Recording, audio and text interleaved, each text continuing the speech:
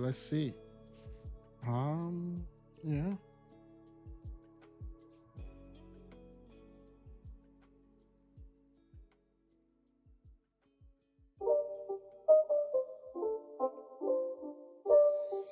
It's not a game, it's a rich thing.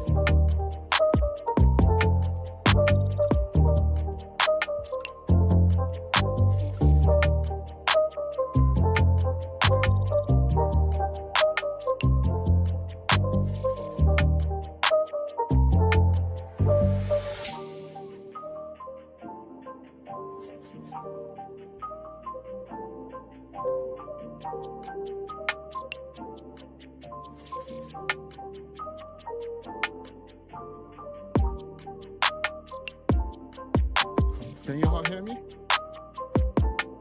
Yeah, another day, another time. It's Monday, the 27th of October, 2025. I mean, the year is really coming to a fast close. Let me just stop this one so we can go on to what's been happening.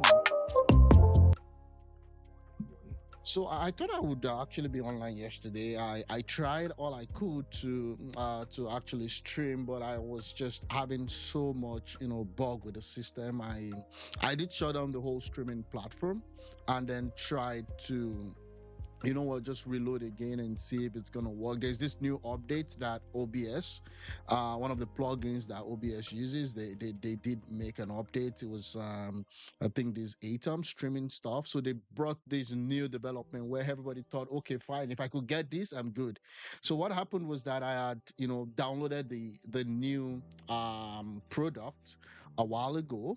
And it was really like this is gonna be good because you can see your chat, you can see everything come up online, while you're streaming. And one of the challenges I've had in the past was the fact that I couldn't even see what people are saying when I stream.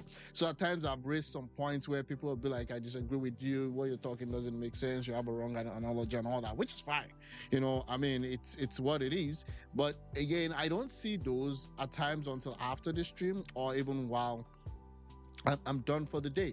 So I try to put that in. Man, when I got to the point where I loaded it, the whole thing just went down. Like I couldn't even go online, I couldn't even stream, I couldn't do anything.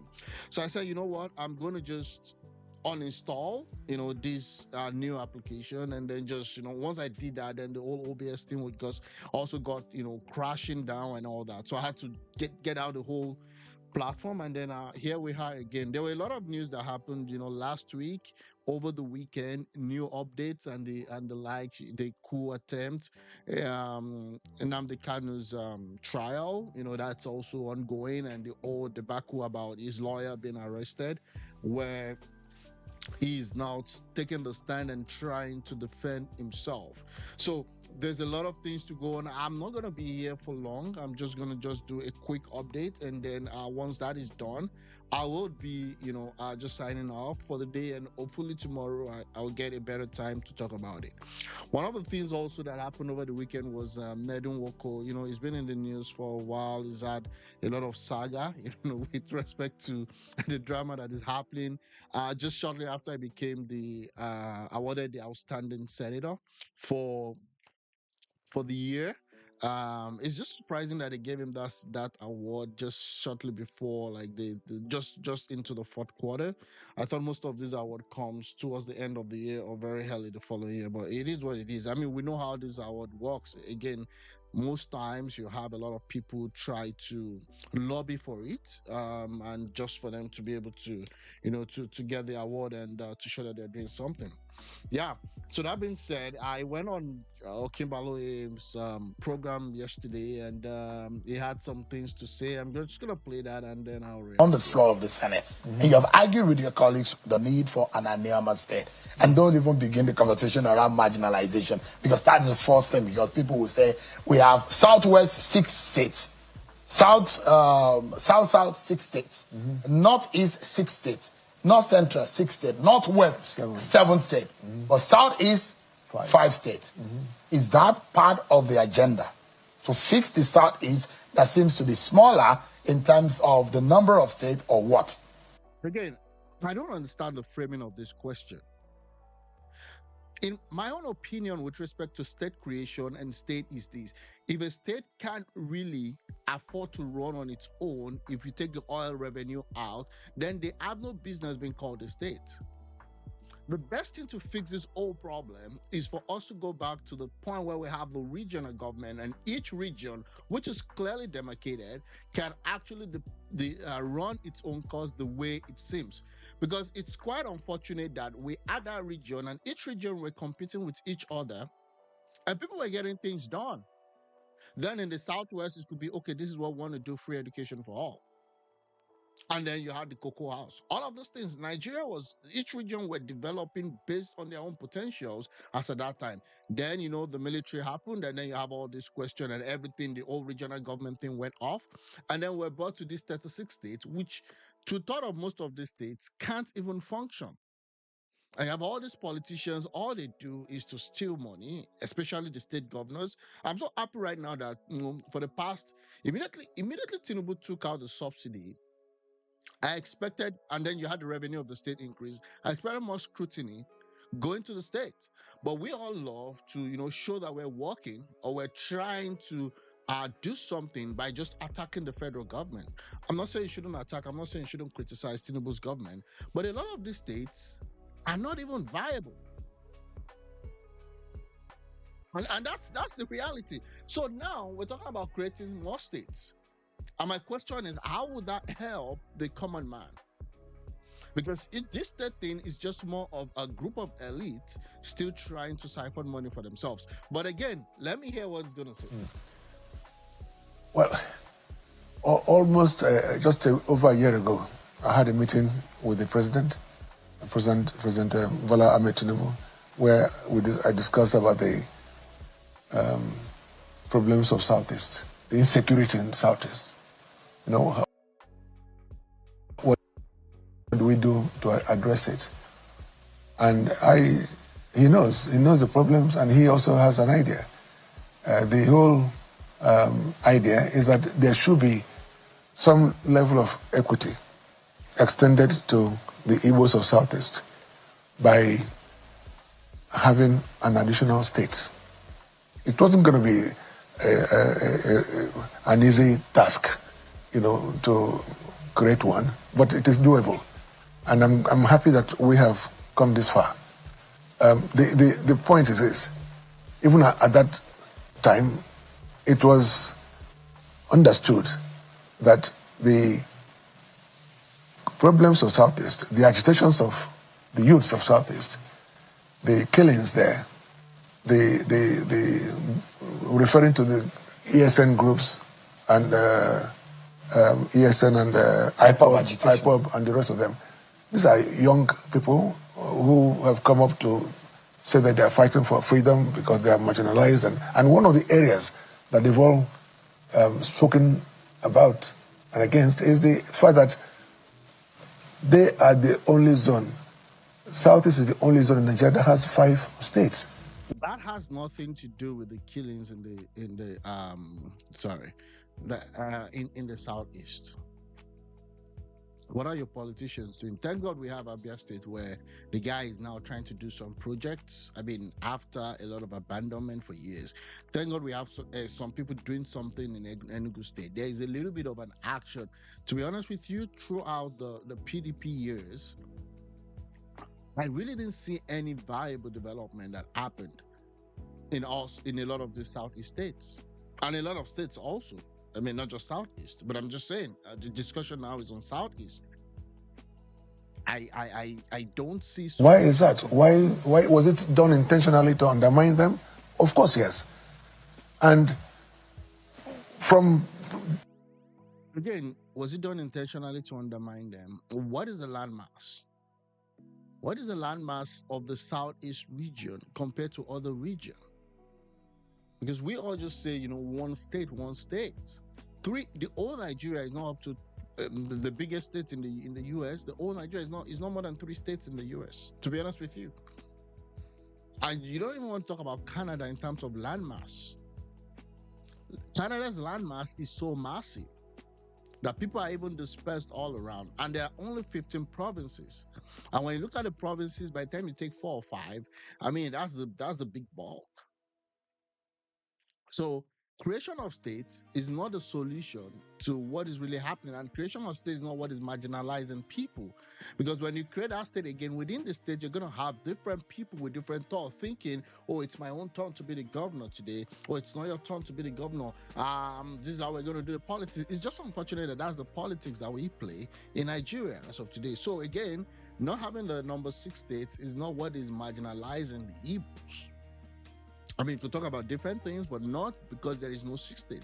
The 5 states, have they been able to, accomplish whatever it is that has been set out for it to accomplish? Are those states viable? engaging those youths, it became so obvious that if this, if a step is taken in creating one state, just one state, to bring it apart with 5 other zones, let's leave Northwest out of this now, at least bring it apart to the 4 other zones, then Other zones. something would have been done for them. Yes, they are clamoring for different things, but I mean, not least, of course, the release of Nnamdi Kanu. They're asking for it. We know that that is something that has to be done. You will just say, Nnamdi Kanu to be oh released. yes, yeah, of course. Why do you think so? Nnamdi Kanu has been in custody for some time now. I believe that he has been held unjustly. Many people feel that way. As a lawyer, do you think so? Oh yes, yes. That the judicial process is unjust? Yes, yeah. No, it has been. There's a lot of delays in prosecuting him and all that. If you want to get him tried and convicted, get on with it. But this is a guy who has been held unjustly, as I said, for so many months. And the Buhari government started it. I'm not talking about this government. Trial. No, so the point I'm even making now. I'm talking about the previous government under Buhari. When it's facing a judicial process right now. Yes. Saying it's unjust because the argument is that there should be a political solution, maybe a null prosecution. Prosecution should be established on that for the case to be withdrawn. But there are those who will say, well, there are allegations and it's left for the law for him to have his day in court, which is in process. But as you know, there has been some pronouncements by the Federal High Court, which has not been respected. So his incarceration is the main reason for the crisis in Southeast. But the crisis started before he was even arrested. No. The killings, the burning of police station, the killing of police officers and all whatnot. Well, look, the problem in Southeast is very different from what is in the Northeast or Northwest and all those areas. The problem in the Southeast has to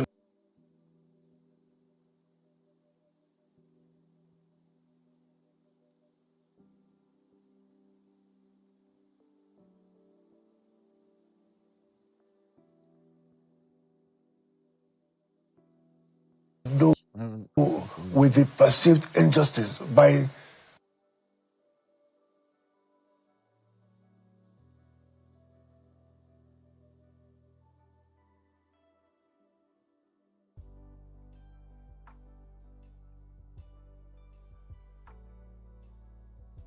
governments, successive governments. So what needs to be done? And one of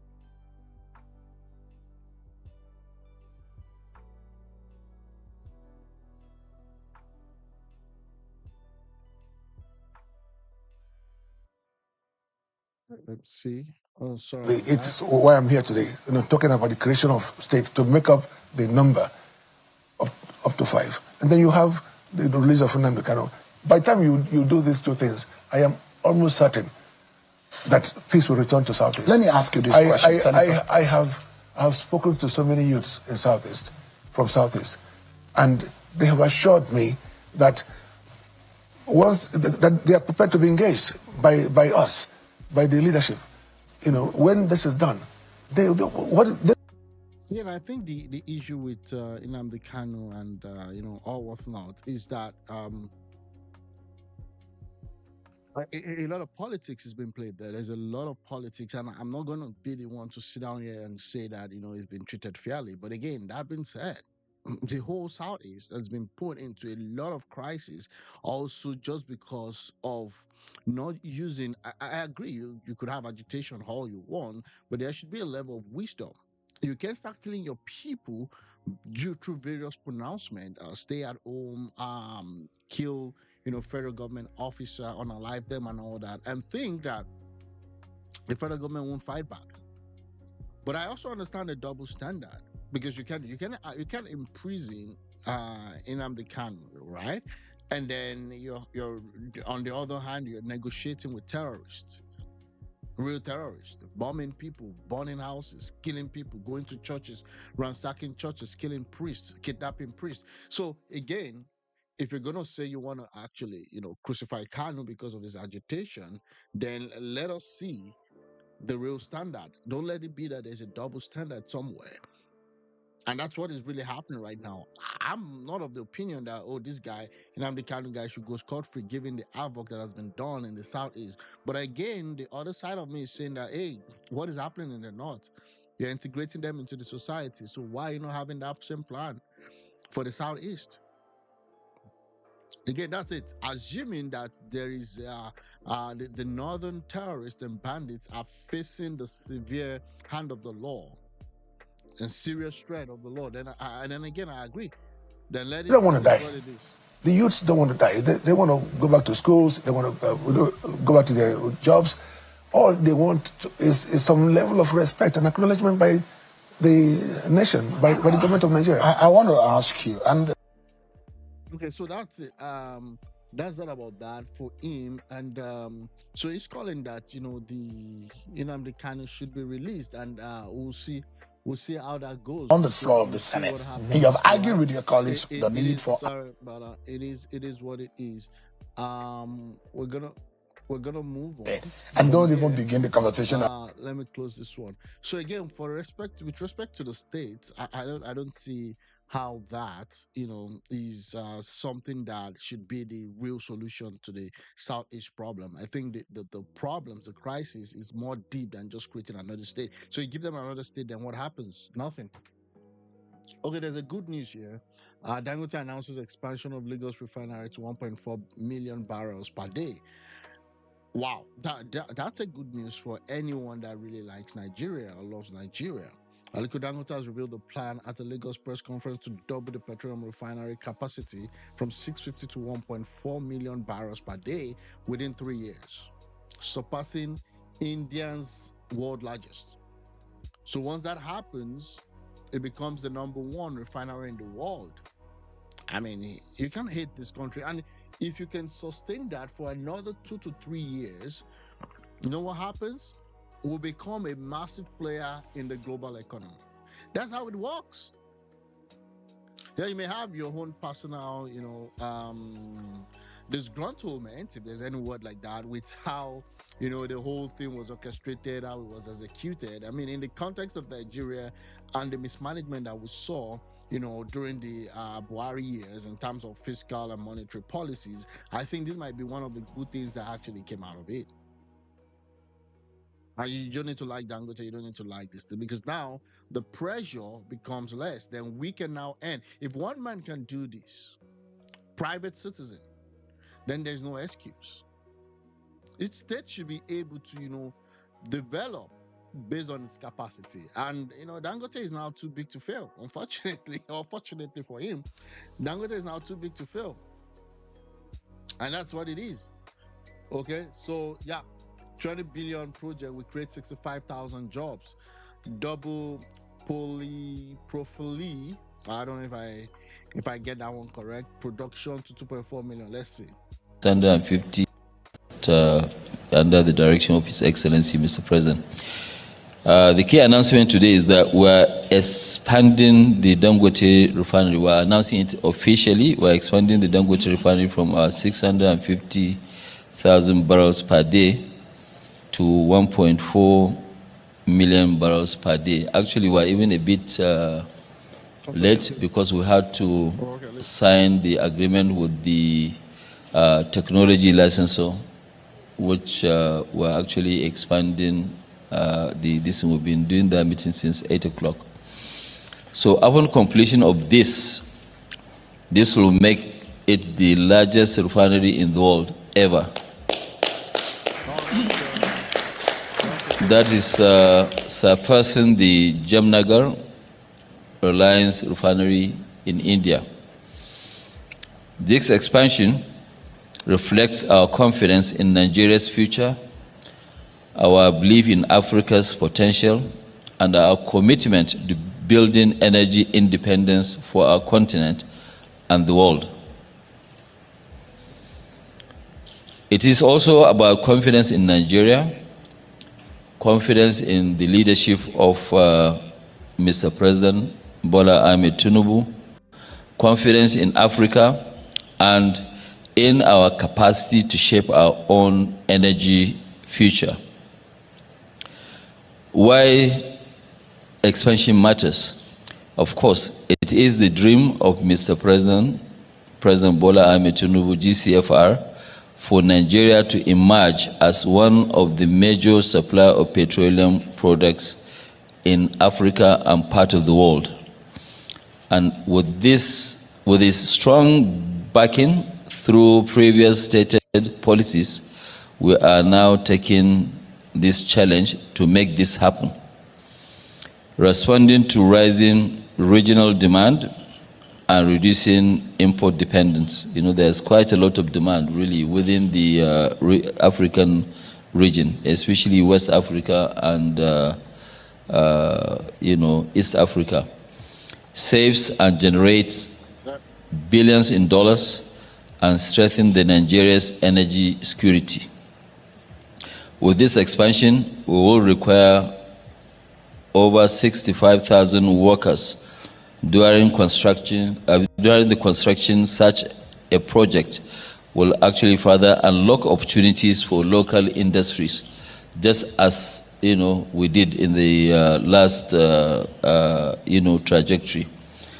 Reinforces Africa's capability to build and manage world-class infrastructure. Okay, so that's it.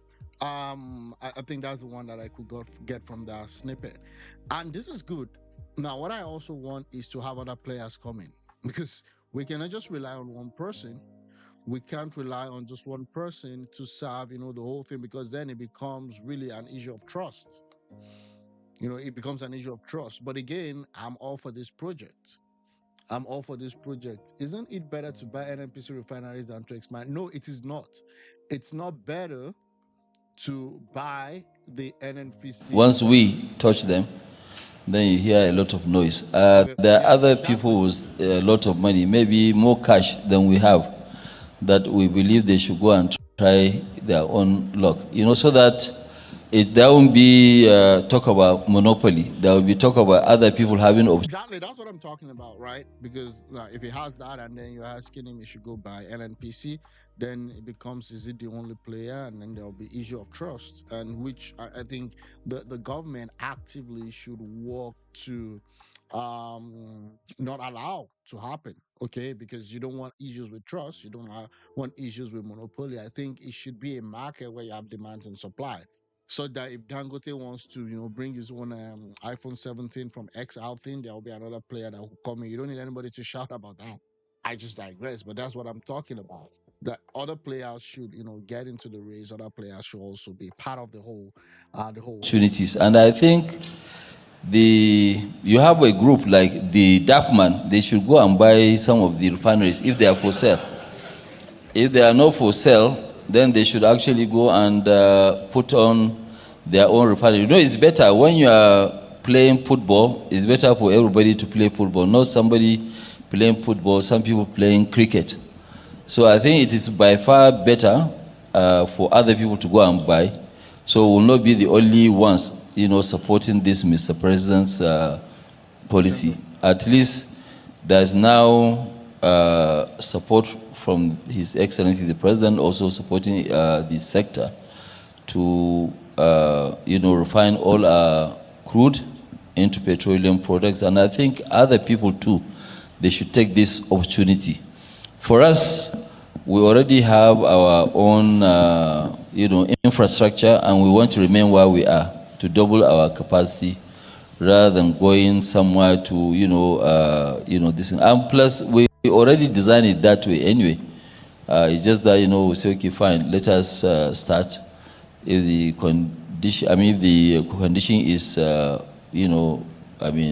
conducive, we go ahead and double our capacity, and that's what we are doing. We're actually more than doubling a bit. We're going to 1.4 million from 650,000. That's quite cool, and that's so I think there are 30 people that have, there are 30 people that have this sort of, idea of either working in partnership with the NNPC to revive those refineries, which will help. All of us will have to contribute our own quota to be able to achieve that $1 trillion economy. It doesn't come that easy. So we are doing our own, and I believe other people too, they should do their own. To speak up one of the moribunds. Yeah. okay. Yeah. So that's the call here. I don't think Dangote should even try to move near NNPC because they're just gonna mess him up. Yeah, they're gonna mess him up, right? Because it's become too difficult to work on, and he has also made attempts in the previous times to buy it and revitalize and make it work, but people don't really want him to go in. So other people should go in, and we'll see what happens. And 15 talking points: historic expansion, government support, policy impact, crisis revolution, vision alignment, economic benefit. You have job creation, you have Africa capacity, you have petrochemical growth, you have environmental standards, okay, energy self-sufficiency, local content commitment, future ownership plans, product availability assurance, and finally you have continental vision. If Dangote can actually achieve this, then Africa becomes a big refining hub. According to him, Africa built its own capacity, it built its own destiny. That's just one man. That's just one man. And I believe that the state governors too, like, you can make your state to become a bigger hub that serves the continent. It doesn't have to be just for the federal government or alone, or just Dangote pushing this vision. And it's a good news for me.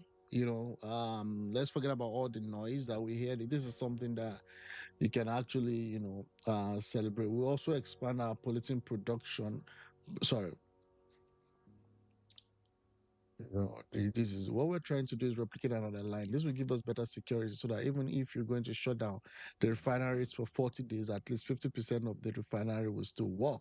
Dangote added that it will not reveal how much it will cost him to expand the refinery for now because of internal and external competitors. But two people too, they should do their own.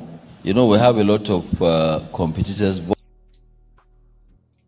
both internal, external, and cost. What's this?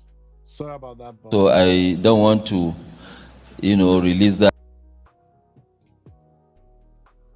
And again, the thing about internal and external competition is that it becomes, a little bit of a point of a benchmark. Or you say you're going to develop That information at the moment, but we have our own costing and we know what it will cost us.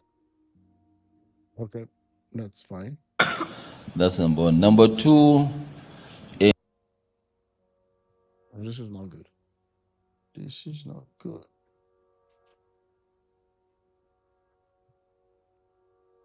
in terms of what was the other question? Oh, okay, no, timelines. Let me talk about the single train. Like right now, when you talk about a single train, there are other departments. For example, now, even when our RFCC is down, for example, we still produce, gasoline. It's not that we are totally off, but we might not produce maybe 40 million, we'll produce maybe 28, 30 million, depending. We have different departments that we can do. The only thing that if our RFCC is down, for example, we cannot produce fully, is the polypropylene. So it's not that the whole plant is down. So what we are trying to do is to replicate another, line. By replicating another line, it has even given us a guarantee, because the current refineries, when you build them, you don't shut them down for maintenance for 5 years. So this one will give us a better security. So even if we are going to shut down for 40 days, it means that at least 50% of the refinery will work. We don't have to service them department by department. Listen, and we don't have to build a port anymore. We already have the port. So it will take us a very short period of time.